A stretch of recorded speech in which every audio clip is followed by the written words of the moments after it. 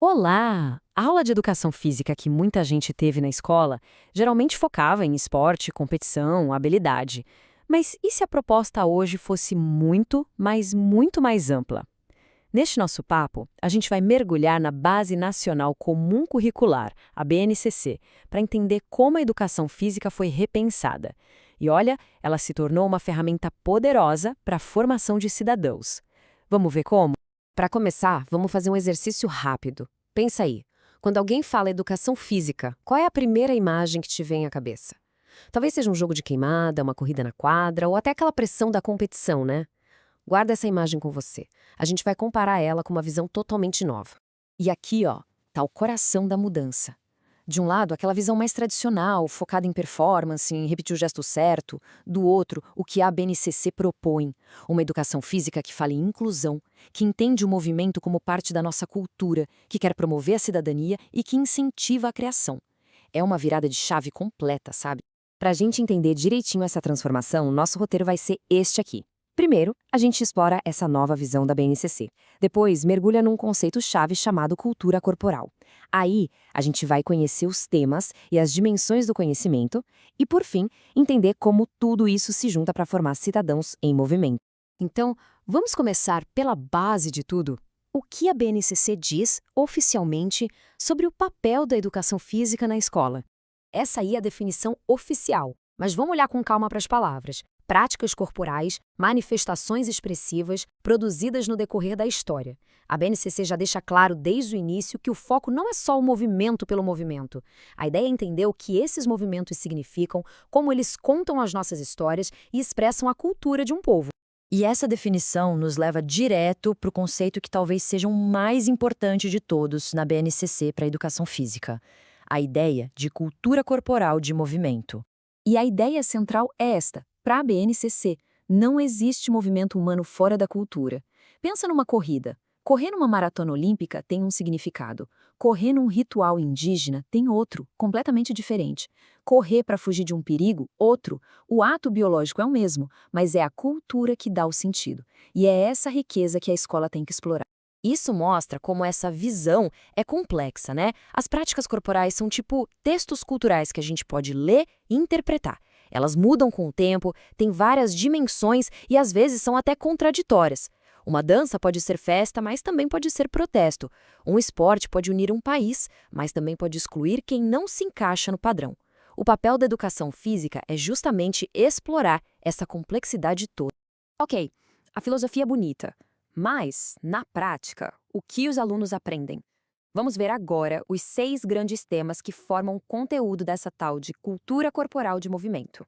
O currículo se organiza nessas 6 áreas e olha só a diversidade. A gente sai daquele quarteto tradicional de vôlei, basquete, futsal e handebol para incluir ginásticas de conscientização corporal, danças de várias matrizes, lutas de origem indígena e africana e até práticas de aventura, tipo o slackline, o parkour, claro, tudo adaptado para a escola.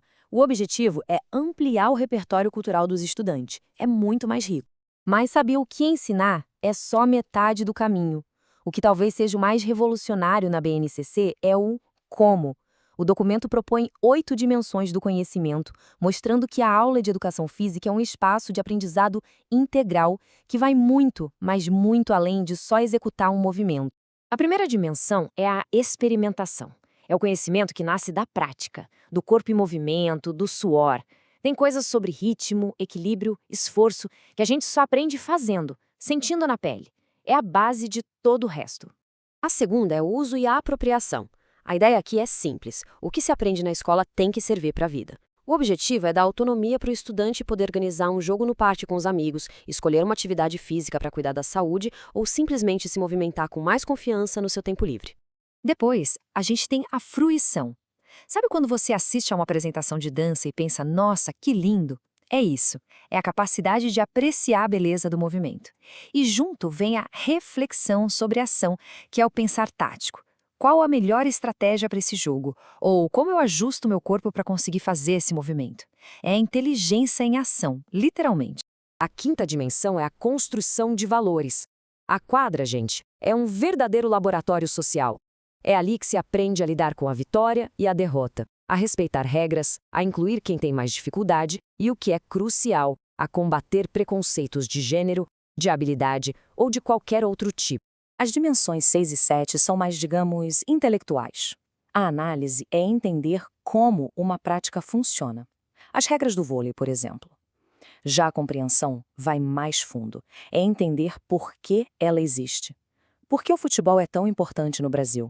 Por que alguns esportes são vistos como de menino e outros de menina? É a leitura crítica do fenômeno.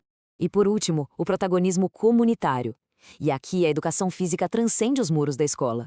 A ideia é que os estudantes se tornem agentes de mudança, que eles possam mapear os espaços de lazer do bairro, identificar problemas e propor soluções para democratizar o acesso ao esporte para todo mundo. Então, quando a gente junta o quê, aqueles 6 temas, com o como, essas 8 dimensões, a gente finalmente chega no grande porquê. O objetivo final da educação física na BNCC não é formar atletas, mas sim cidadãos críticos, autônomos e socialmente ativos. E isso se traduz em competências muito claras. No fim do ensino fundamental, o que se espera é que o estudante seja capaz de, primeiro, combater preconceitos. Segundo, reconhecer que práticas como a capoeira são parte fundamental da identidade cultural brasileira. E terceiro, que ele consiga agir para criar mais oportunidades de prática corporal na sua própria comunidade. E essa citação, que vem de uma das competências da BNCC, resume tudo perfeitamente. Aqui, a educação física não é tratada como um passatempo, mas como um direito fundamental do cidadão. É uma visão, no fundo, profundamente democrática. No fim das contas, a educação física na BNCC é sobre empoderamento. É sobre dar as ferramentas para que cada pessoa possa cuidar de si mesma, entender o mundo de um jeito mais crítico e agir para torná-lo melhor. E tudo isso através da riquíssima cultura corporal de movimento. E a gente termina com uma provocação. Se a educação física tem todo esse potencial de transformação, a pergunta que fica para todos nós, educadores, pais, cidadãos, é como a gente pode garantir que cada aula, cada jogo, cada movimento na escola seja de verdade um ato de inclusão, de crítica e de criação coletiva. Fica aí a reflexão.